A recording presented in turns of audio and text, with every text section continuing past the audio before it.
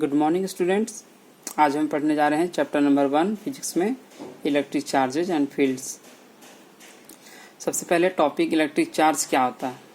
Electric charge किसी भी matter का वह फिजिकल प्रॉपर्टी होता है जो किसी दूसरे वस्तु को अपनी ओर खींचता है या अपने से दूर भगाता है। इस तरह हम कह सकते हैं कि उस वस्तु में चार्ज होता है जिस चार्ज से वो किसी वस्तु को अट्रैक्ट कर रहा है या रिपेल कर रहा है। तो इस अट्रैक्शन या रिपल्सन के आधार पर चार्ज दो तरह का होता है, पॉजिटिव चार्ज, नेगेटिव चार्ज। यहाँ लिखा हुआ है पॉजिटिव चार्ज, नेगेटिव चार्ज। दो पॉजिटिव चार्ज के बीच या दो नेगेटिव चार्ज के बीच हमेशा रिपल्सन होता है। रिपल्सन मतलब एक दूसरे को वो दूर करेंगे। और एक पॉजिटिव चार्ज और एक नेगेटिव चार्ज रहेगा तो वो दोनों वस्तु के बीच अट्रैक्शन होगा। इस चार्ज के आधार पर एक शब्द है कंडक्टर और इंसुलेटर। क्या होता है? तो कंडक्टर जिसमें चार्ज फ्लो होता है उसे कंडक्टर कहेंगे, जिसमें चार्ज फ्लो नहीं होता है उसको हम इंसुलेटर कहेंगे। उदाहरण इंसुलेटर में बोले शीशा में क्या चार्ज फ्लो होगा? नहीं होगा, इसलिए शीशा जो है वो इंसुलेटर होगा। लोहा कंडक्टर क्यों है? क्योंकि लोहा के अंदर जो चार्ज रहेगा वो फ्लो करेगा। और ये कंडक्टर का उदाहरण जैसे हम कह सकते हैं मेटल है और इलेक्ट्रोलाइट्स है, क्योंकि इसमें मेटल्स में इलेक्ट्रॉन मूव होता है जिससे इलेक्ट्रिक करंट आता है, या इलेक्ट्रोलाइट में आयंस मूव करता है जिससे इस इलेक्ट्रोलाइट्स में इलेक्ट्रिक करंट आता है। अगला टॉपिक है इलेक्ट्रिक चार्ज की तीन प्रॉपर्टी के बारे में। इलेक्ट्रिक चार्ज में तीन प्रॉपर्टी क्या है? पहला क्वांटाइजेशन, सेकेंड एडिटिविटी और तीसरा कंजर्वेशन। क्वांटाइजेशन ऑफ चार्ज का मतलब है कि जो चार्ज रहेंगे वो क्वांटाइज्ड फॉर्म में रहेंगे, मतलब 1 2 3 4 5 6 प्लस हाफ 2.5 7.5 3.2 ऐसा फ्रैक्शन में या डेसिमल में नहीं होगा। ये जब भी होगा तो एक नेचुरल नंबर के रूप में रहेगा, फिक्स नंबर। ओके, यहाँ लिखा हुआ Q equal to E1 plus E2 plus E3 plus EN। इसका मतलब क्या हुआ कि टोटल चार्ज जो रहेगा वो सारे इंडिविजुअल चार्ज को हम ऐड कर देंगे। जितने चार्ज है कितना है? मान लो यहाँ 10 है तो 10 into charge of 1 electron N into E। एक इलेक्ट्रॉन का चार्ज है और N नंबर ऑफ चार्ज है, तो दोनों को गुना करेंगे तो क्या आएगा? Total charge. प्रोटॉन में पॉजिटिव चार्ज होते हैं और इलेक्ट्रॉन में नेगेटिव चार्ज। इलेक्ट्रिक चार्ज का दूसरा प्रॉपर्टी है एडिटिविटी ऑफ इलेक्ट्रिक चार्ज, मतलब जितने भी चार्ज होंगे, पॉजिटिव चार्ज हो या नेगेटिव चार्ज हो, सबको हम ऐड कर देंगे तो टोटल चार्ज आएगा। जैसे plus half coulomb minus 7 coulomb कितना आया? -2 कूलम। तो यही हो गया एडिटिविटी ऑफ चार्ज, क्योंकि दोनों चार्ज को हम ऐड कर दिए। बहुत सारे चार्ज रहेंगे प्लस माइनस, सबको हम ऐड कर देंगे। तीसरा है property conservation of charge. Conservation of charge का मतलब चार्ज हमेशा कंजर्व रहेंगे, रिजर्व रहेंगे। कभी एक जगह से दूसरे जगह में सिर्फ ट्रांसफर होता है, लेकिन वो समाप्त नहीं होता है, खत्म नहीं होता है। ठीक है, मान लो कि 2 उंगली में चार्ज यहाँ है तो यहाँ से यहाँ जाएगा। अब यहाँ का जो चार्ज है वो खत्म नहीं हो सकता है।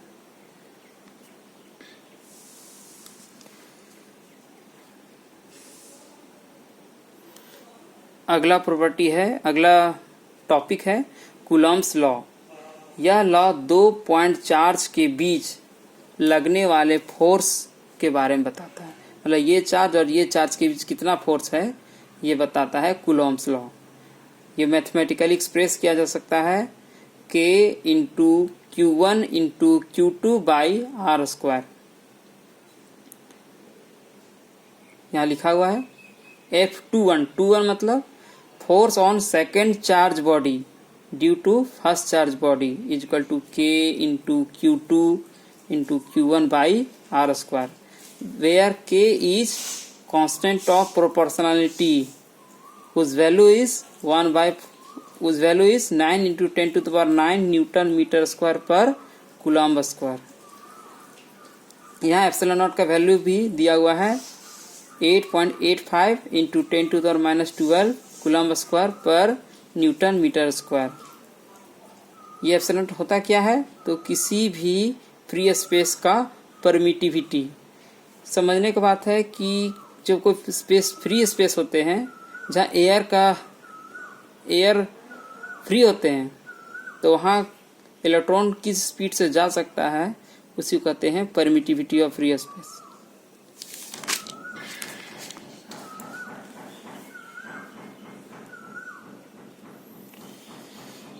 यहाँ दिया ये जो नंबर 2.4 इंटू 10⁻39 जो दिया हुआ है वो इलेक्ट्रिक फोर्स और ग्रेविटेशनल फोर्स के रेशियो दिया हुआ है, जिसका इलेक्ट्रिक फोर्स को हम के इंटू चार्ज स्क्वायर और ग्रेविटेशनल फोर्स को GME/MP। MEM क्या होता है? मास इलेक्ट्रॉन मास ऑफ प्रोटॉन, और G यूनिवर्सल ग्रेविटेशनल कांस्टेंट होता है। अगला टॉपिक है सुपरपोजिशन प्रिंसिपल, अध्यारोपण सिद्धांत। इस प्रिंसिपल के हिसाब से किसी एक पॉइंट चार्ज में बहुत सारे डिफरेंट चार्ज की वजह से फोर्स लगता है, तो वो सारे इंडिविजुअल चार्ज को ऐड कर देंगे तो वो टोटल फोर्स आएगा, वही सुपरपोजिशन प्रिंसिपल के हिसाब से टोटल फोर्स होता है। या इसमें प्रॉपर्टी में दिया हुआ है कि किसी भी पॉइंट में दूसरे पॉइंट की वजह से जो फोर्स लगता है वो दोनों के बीच ही रहेगा, किसी तीसरे की वजह से उस पर कोई प्रभाव नहीं होगा। मतलब फोर्स ऑन 1 ड्यू टू 2 है तो इस पॉइंट की वजह से इस फोर्स में कोई अंतर नहीं आएगा। ठीक है। इलेक्ट्रिक फील्ड, जैसा कि जानते हैं कि इलेक्ट्रिक फील्ड क्या होता है, जैसे कोई एक चार्ज है तो उस चार्ज के आसपास में जहाँ जहाँ इस चार्ज का एहसास हो सके, एक्सपीरियंस किया था फोर्स को, मतलब ये चार्ज है तो यहाँ इसका एहसास होगा कि यहाँ भी इलेक्ट्रिक फोर्स चल रहा है, तो इसी को बोलते हैं इलेक्ट्रिक फील्ड। इसको ई से डिनोट करते हैं, और इसको अगर न्यूमेरिकली बोलेंगे तो ये हो सकता है electric force divided by electric charge. यहाँ लिखा हुआ देखिए। इसको अगर हम इलेक्ट्रिक फोर्स का फॉर्मूला पहले जानते हैं Q1 Q2 by R square, electric charge का होता है Q, तो Q कट गया तो KQ बाई आर स्क्वायर। देखिए लिखा हुआ ठीक गया। अगला टॉपिक है इलेक्ट्रिक फील्ड लाइंस। जो इलेक्ट्रिक फील्ड हम पढ़ें उसमें लाइन से डिनोट किया जाता है इलेक्ट्रिक फील्ड को। ये कर्व भी हो सकता है, स्ट्रेट भी हो सकता है। तो इलेक्ट्रिक फील्ड लाइंस का बहुत सारे प्रॉपर्टीज दिए हुए हैं। पहले यहाँ देख सकते हैं कि जो चार्ज है पॉजिटिव चार्ज और नेगेटिव चार्ज, तो electric field line positive charge से निकलता है और यही electric field line negative charge में आता है। दिख रहा है? यहाँ दोनों प्लस चार्ज है, पॉजिटिव चार्ज है, तो इलेक्ट्रिक फील्ड लाइन दोनों जगह से निकल रहा है, तो कोई अट्रैक्ट नहीं करेगा, इसलिए दोनों के बीच क्या हुआ? रिपल्सन। यहाँ प्लस चार्ज, यहाँ माइनस चार्ज, प्लस से इलेक्ट्रिक फील्ड लाइन निकल रहा है और माइनस में इंटर कर रहा है। इसका मतलब ये दोनों के बीच क्या है? अट्रैक्शन। प्लस और माइनस के बीच में अट्रैक्शन होता है। दिखा?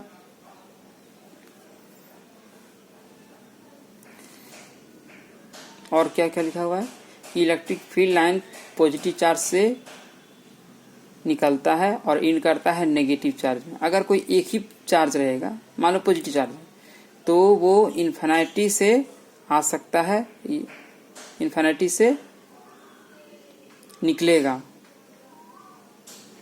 और अगर नेगेटिव चार्ज है तो इन्फिनिटी से उस नेगेटिव पॉइंट नेगेटिव चार्ज में इंटर करेगा।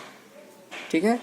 Electric field lines continuous curves होते हैं, मतलब इलेक्ट्रिक फील्ड लाइन ऐसा नहीं हो सकता, कंटिन्यूअस रहेगा।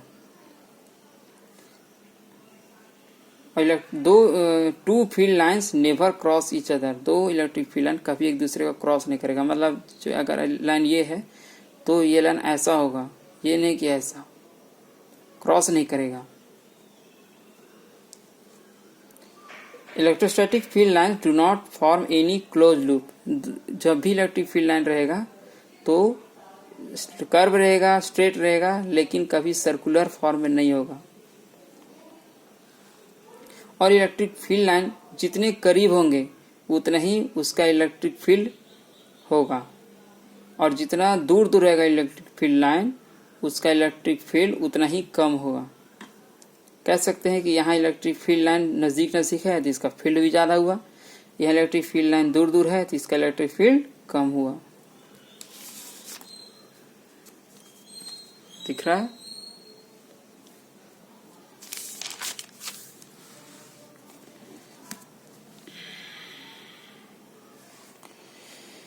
जब इलेक्ट्रिक फील्ड लाइन पैरेलल होंगे तो हम कह सकते हैं कि ये इलेक्ट्रिक फील्ड कांस्टेंट है। अगला टॉपिक है इलेक्ट्रिक डायपोल। इलेक्ट्रिक डायपोल जब भी बोला जाए तो समझ जाइए कि ये दूरी के बारे में बता रहा है, डिस्टेंस के बारे में। क्यों? क्योंकि इलेक्ट्रिक में दो पोल होते हैं, पॉजिटिव चार्ज नेगेटिव, दो पोल हुए तो इन दोनों के बीच कुछ डिस्टेंस होगा। तो ये जो डिस्टेंस है इस दोनों चार्ज के बीच में, इसी को हम इलेक्ट्रिक डायपोल बोलते हैं। इसका डिफरेंशियल लिखा हुआ है, it is a pair of equal and opposite charge Q plus Q and minus Q separated by some distance 2a। It is a vector quantity. क्या है? वेक्टर क्वांटिटी, जिसके मैग्नीट्यूड भी होते हैं और डायरेक्शन भी होते हैं। इसका फॉर्मूला होता है charge into distance equal to P। P क्या है? Electric dipole. इलेक्ट्रिक डायपोल जगह निकालना हो तो चार्ज इंटू डिस्टेंस को हम गुना कर देंगे, सिंपल। इसका डायरेक्शन पूछा जाए, इलेक्ट्रिक डायपोल का डायरेक्शन कहाँ है, तो माइनस चार्ज से प्लस चार्ज की ओर होता है, माइनस चार्ज से प्लस चार्ज की ओर।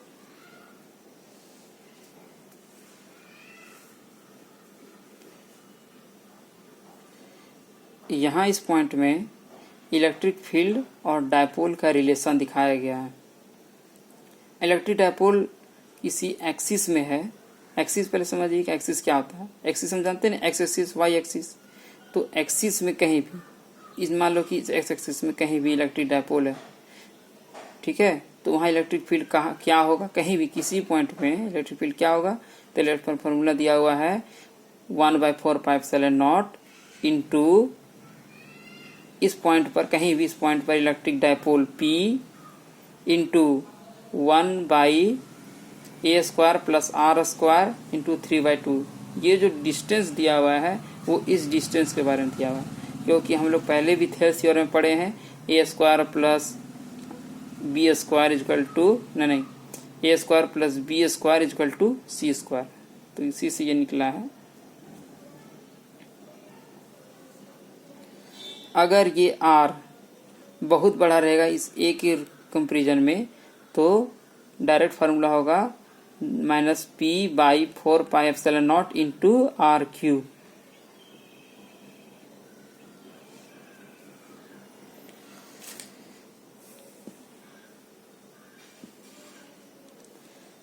और field of an electric dipole in its axis. Axis में जो हम बता रहे थे वही उसका सूत्र देख लिए, वही लिखा हुआ है 2p/4πε0 r³, वही वाला लिखा हुआ है। यहाँ 2 कट जाएगा शायद, हाँ छोड़िए वो।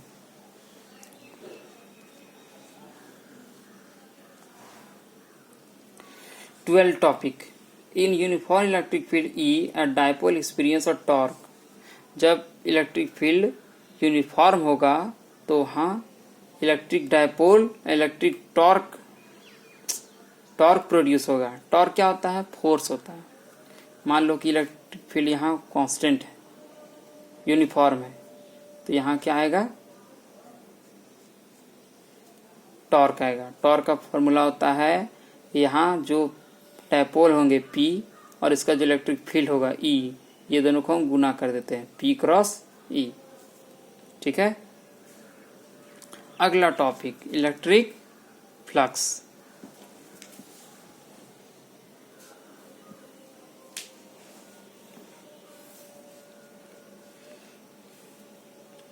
इलेक्ट्रिक फ्लक्स पूछा जाए तो आप बोलिएगा कि किसी भी स्फेरिकल बॉडी के अंदर से किसी पॉइंट में जितने इलेक्ट्रिक फील्ड लाइंस निकलेंगे उस एरिया को हम बोलेंगे इलेक्ट्रिक फ्लक्स।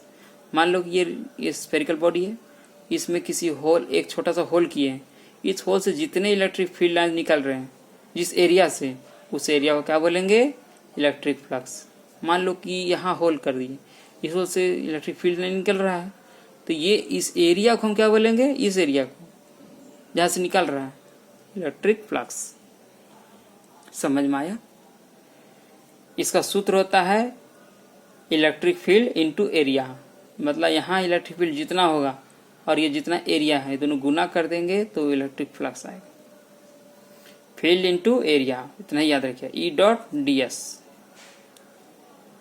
यहाँ लिखा हुआ भी है, किसी क्लोज और स्मॉल एरिया एलिमेंट से गुजरने वाली रेखाओं की संख्या को इलेक्ट्रिक फ्लक्स कहते हैं।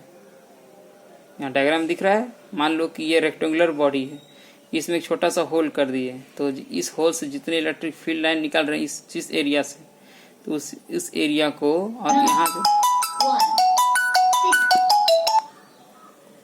उस एरिया को, और इसमें जितने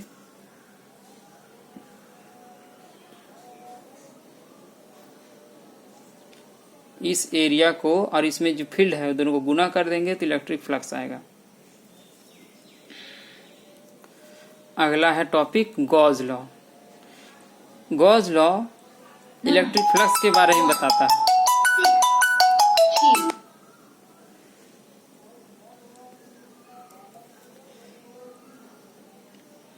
The flux of electric field through any closed surface S is 1 by epsilon naught times the total charge। मतलब 1 by epsilon naught into charge equal to electric flux. यहाँ देखिए इलेक्ट्रिक फ्लक्स जो है वो ये ई डॉट डी एस पहले से जान रहे हैं, कितना आया, चार्ज बाई एप्सिलॉन नॉट। यहाँ लिख रहे थे ना कि the flux electric field through any close surface delta S is 1 by epsilon not. यहाँ 1 by एप्सिलॉन नॉट दिया हुआ है, टाइम्स द टोटल चार्ज।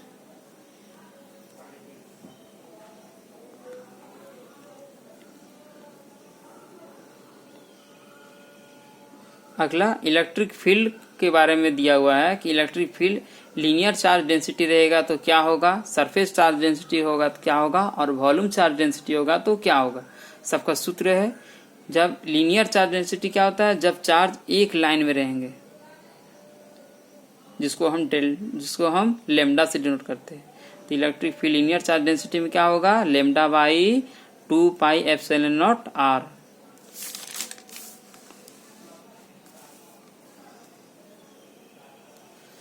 और electric field at surface charge density मतलब जो चार्ज दो डायरेक्शन में होगा, 2D फिगर में रहेगा, लेंथ और ब्रेथ में, जिसको हम सिग्मा से डिनोट कर रहे हैं। तो इलेक्ट्रिक फील्ड होगा sigma by 2 epsilon naught. Sigma क्या होता है, surface charge density. Electric field at volume charge density क्या होगा, Q by 4 pi epsilon naught R square. ये 3D फिगर में रहेगा, जैसे कोई स्फेरिकल बॉडी हो गया। ठीक है, होप कि आप लोगों को समझ में आ गया होगा। जिसको कंफ्यूजन है उसके लिए फिर से थोड़ा सा रिवीजन कर देते हैं। ठीक है,